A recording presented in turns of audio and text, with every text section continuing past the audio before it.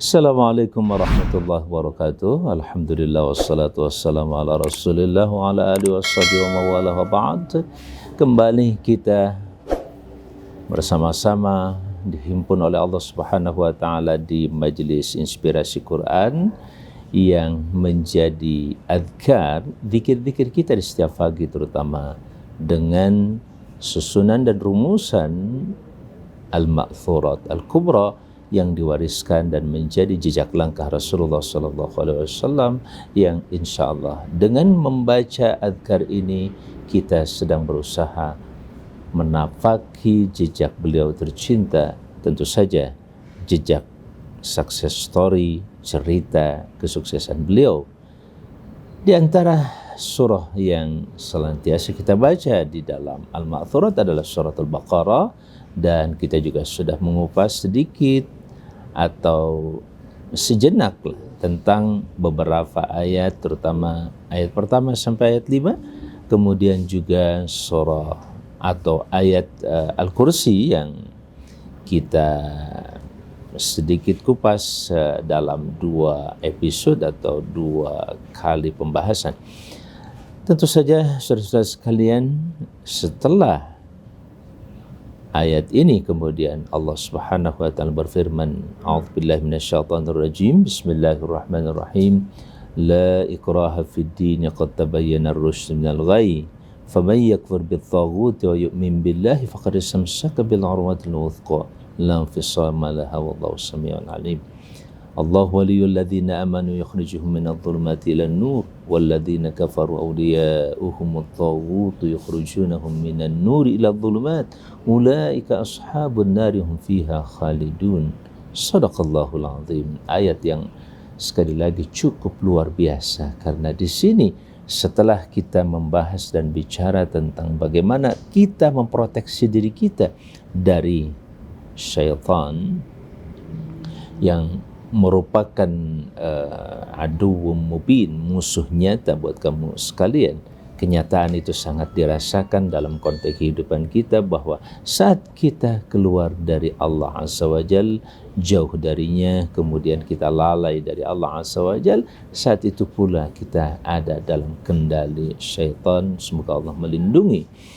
Nah, seakan-akan setelah ayat kursi yang diproyeksi untuk salah satunya atau direkomendasi Rasulullah SAW yang antara lain untuk mencegah diri kita dari syaitan, maka proses pencegahan itu atau proteksi itu sebagaimana juga pernah disampaikan pada beberapa episode tentang awal surat Al-Baqarah, dengan cara kita memproteksi pemikiran kita. Misalkan memang syaitan sendiri pintu yang paling efektif dia gunakan hanya sebatas pemikiran kita.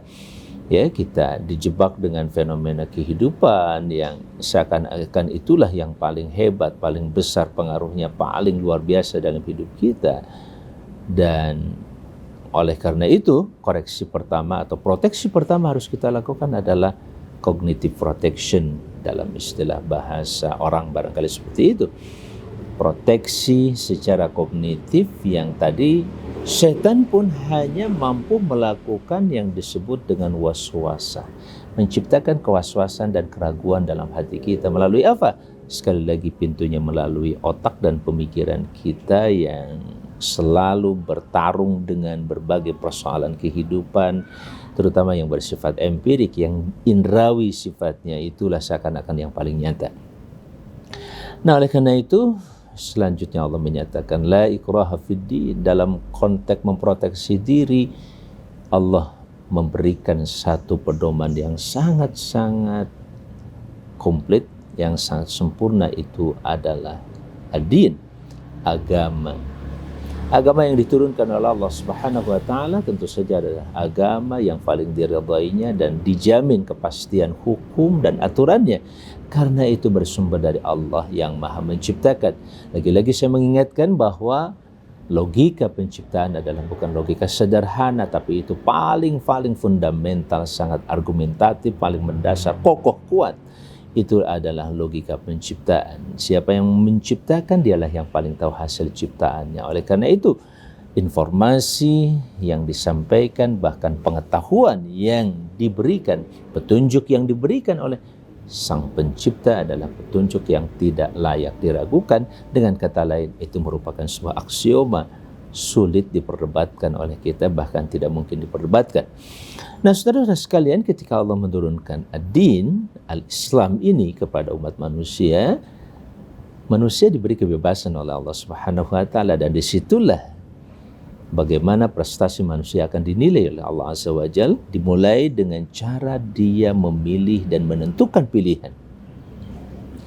Maka dari itu, choice is life. Saya sering mengatakan bahwa pilihan itu adalah kehidupan, atau kehidupan itu adalah pilihan. Dua hal yang mungkin sangat bisa kita korelasikan. Pilihan itu adalah kehidupan karena kita mau tidak mau harus menentukan pilihan itu sendiri, dan hidup itu adalah pilihan juga.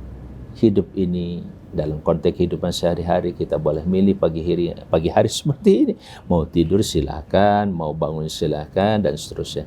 Tetapi seluruhnya tetap ada aturannya dan harus dipertanggungjawabkan, karena itu akan berakibat pada kehidupan kita, bahkan juga orang lain. Tidak bisa dalam konteks kehidupan sosial kita hanya berpikir secara individualistik, sendiri-sendiri begitu saja. La ikraha fid din adalah sebuah statement dari Allah yang menyatakan bahwa Allah tidak pernah akan memaksa kamu sekalian dalam menentukan agama kamu sekalian. Tetapi setelah keputusan diambil, sudah barang tentu itu harus dipertanggungjawabkan. Saya juga kerap mencontohkan dalam konteks pilihan ini, kita memilih untuk bergabung dengan sebuah perusahaan misalkan, atau satu kampus, ya. Mungkin kita tidak katakanlah dengan sebuah lembaga tertentu, ya. Kita tidak kita tidak dipaksa.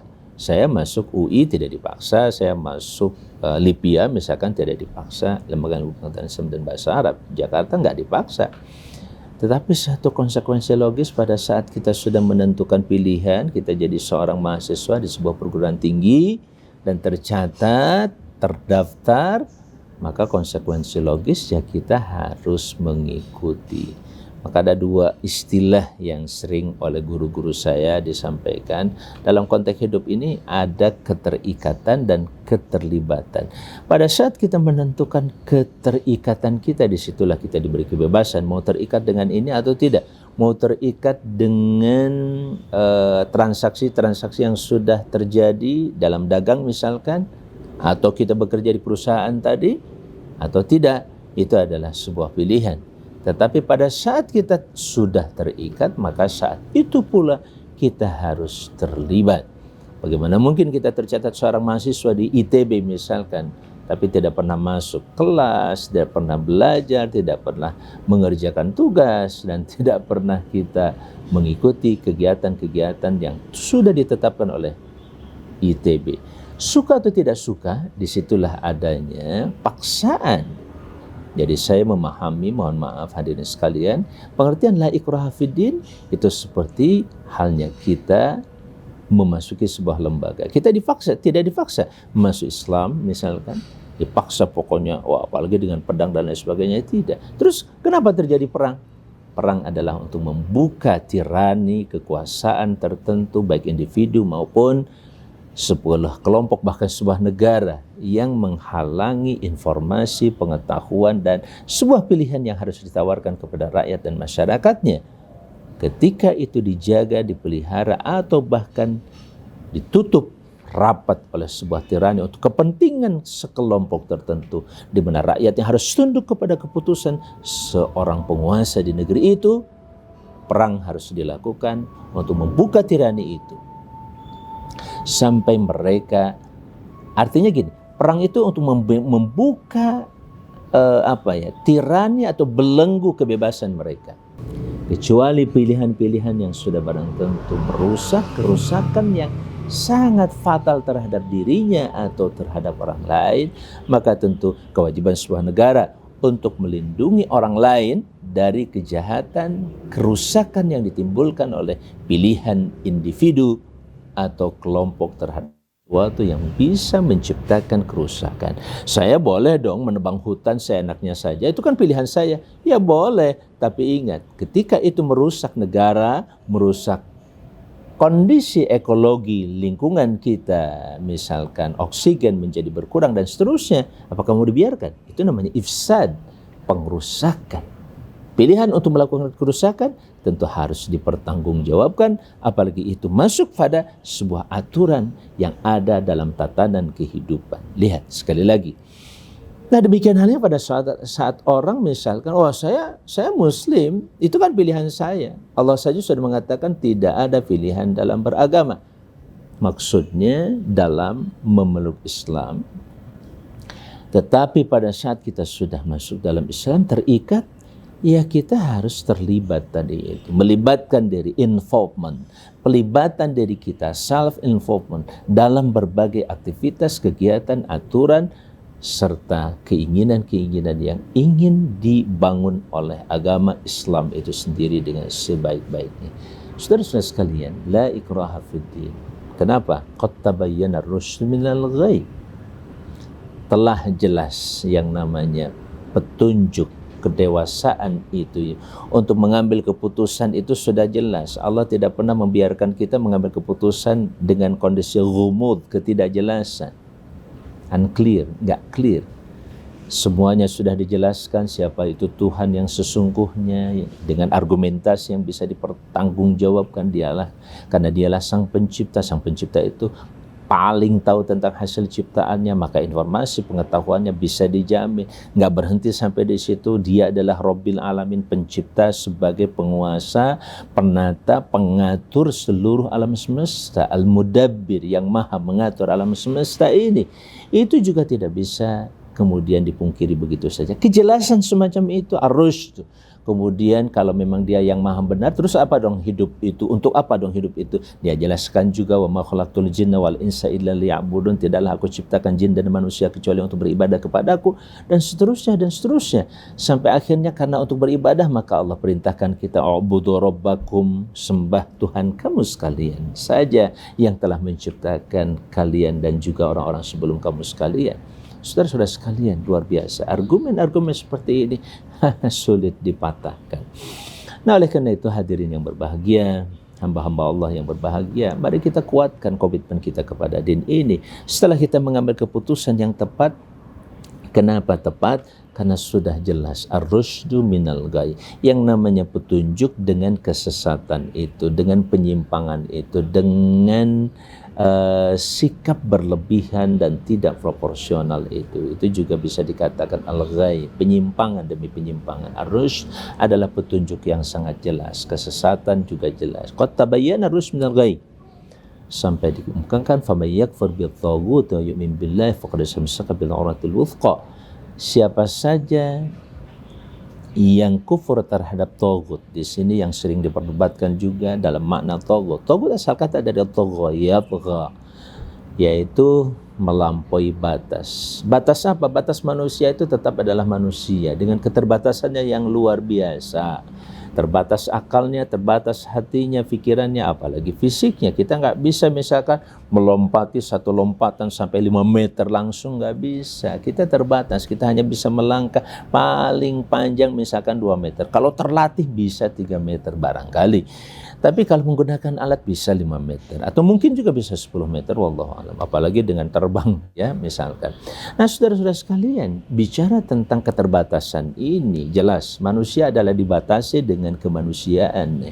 Sampai-sampai Allah yang maha membatasi pun tidak meminta kita melampaui batas itu. Kamu adalah manusia, bukan malaikat. Malaikat diciptakan dengan format khusus. Makan minumnya juga berbeda dengan manusia. Begitu halnya dengan jin. Begitu halnya dengan yang lain-lainnya dari makhluk Allah Azza wa Jalla. Nah, dengan keterbatasan itu pula Allah memberikan nilai dalam kehidupan ini dengan bimbingan darinya berupa hudan petunjuk, yaitu kitabullah dan sunnah Rasulnya. Kita dioptimalkan dalam keterbatasan itu.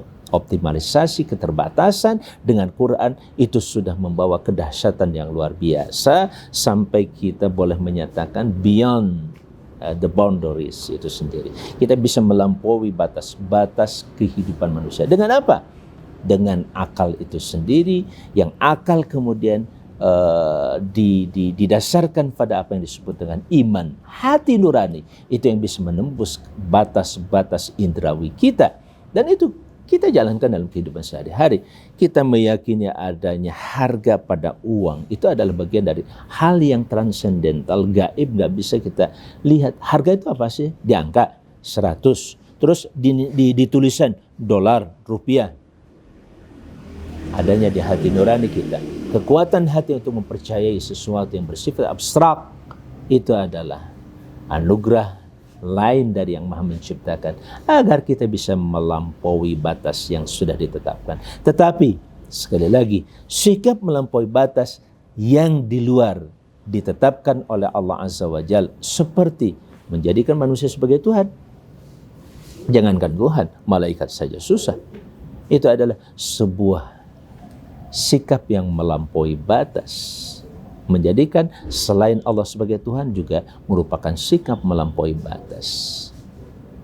Ketika kita menutup diri kita dari sikap melampaui batas, itu adalah sikap yang tepat, sudah barang tentu.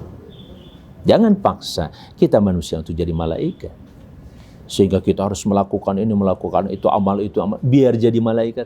Nggak bisa. Maka Allah menciptakan kita dengan pedomannya khusus, pedoman manusia, dengan cara yang berbeda atau cara kemanusiaan kita, tetap pada karakter kemanusiaannya, kita bisa melampaui prestasi malaikat. Bukan jadi malaikat, yang penting prestasinya itu. Apakah kita bisa berada melampaui malaikat atau tidak? Persoalannya di situ. Malaikat mungkin dengan apa yang Allah berikan, dia bisa statis. Tapi manusia dengan nafsunya segala macam, dia bisa menciptakan peradaban yang luar biasa seperti ini, tetapi juga dia bisa menjadi jauh lebih terhina dibandingkan dengan binatang kafan pada saat la yaqiluna biha. Allah kasih dia hati nurani, tapi tidak digunakan untuk berpikir. Itu pun sikap yang melampaui batas. Nah, ketika kita kufur dalam pengertian mengingkari, menutup diri kita dari segala bentuk sikap, tindakan, bahkan orang yang melampaui batas, itu yang disebut dengan tagha yatgha. Makanya kapan manusia itu tidak beriman pada Allah? Ketika dia merasa dirinya ar-ra'ahu istaghna,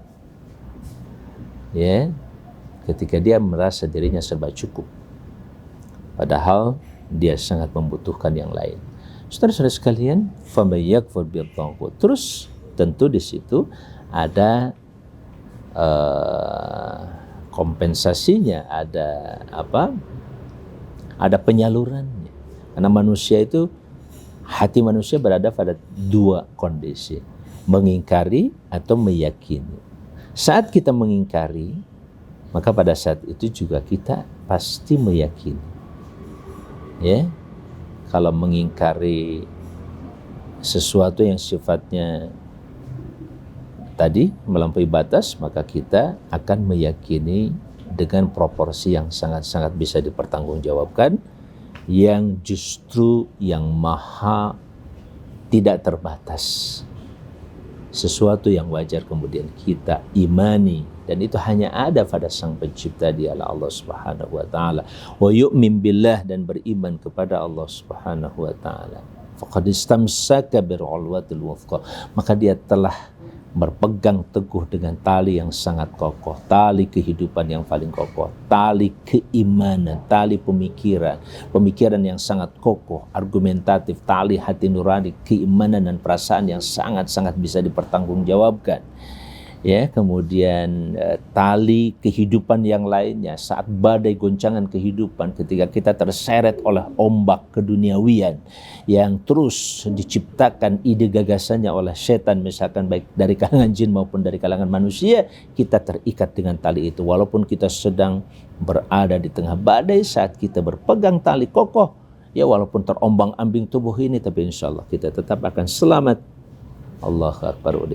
Lihat bagaimana ayat ini bercerita dan menggambarkan, wajar kalau ini menjadi salah satu bacaan kita di pagi hari atau sore hari. mengingatkan pada kondisi hidup kita yang penuh dengan gelombang, ujian, fitnah, yang memang dunia ini didesain sebagai mata'ul ghurur, kesenangan yang menipu daya kita. Jelas ya hadirin sekalian yang berbahagia, faman yakfur bit-taghut wa yu'min billahi faqad istamsaka bil 'urwatil wuthqa la infisama laha. Tidak akan terjadi keterputusan untuk tali yang kokoh ini. Sebab ini tali langsung kepada Allah Azza wa Jalla. Hablum minallah atau hablullah. Ini adalah tali Allah yang maha al-qawi dan maha menguatkan diri kita. Wallahu sami'un alim, dan Allah maha mendengar dan maha mengetahui. Dua kata yang menjadi sifat yang melekat sebagai karakter Allah Azza wa Jal. Dua nama besar Allah ini luar biasa, mengingatkan kita apapun yang menjadi dialog pemikiran kita, ucapan kita, bisikan kita, bersitan hati dan pikiran kita, Allah maha mendengarnya dan sekaligus maha tahu kenapa itu dikatakan dan kenapa itu terjadi. Kemudian Allah mengatakan selanjutnya, la ikraha fid din qad tabayyana ar-rusydu minal ghayy faman yakfur bit-taghut wa yu'min billahi faqad istamsaka bil 'urwatil wuthqa la infisama laha wallahu sami'un alim.